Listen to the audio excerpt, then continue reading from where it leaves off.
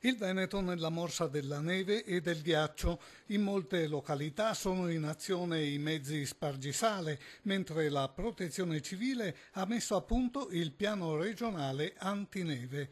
Molti i comuni imbiancati nel Bellunese, in provincia di Verona e Vicenza. I primi fiocchi sono scesi sulla città scaligera dalle 11 del mattino, mentre la neve è scesa più abbondante sui monti Lessini. Colti di sorpresa i numerosi turisti che visitano la città in questo ponte natalizio.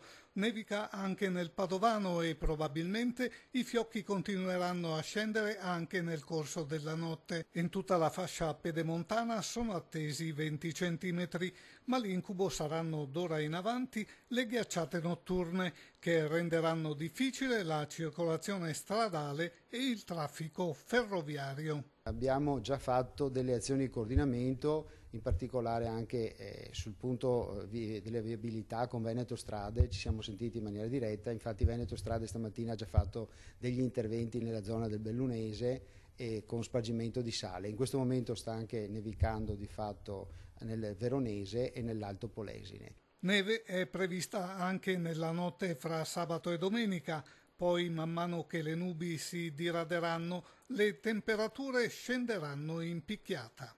Io penso che non domani, ma magari più lunedì mattina potremo arrivare a temperature minime che in pianura saranno sotto i -5, anche di qualche grado, mentre invece per la montagna dipende dalle quote, dai -10 in giù.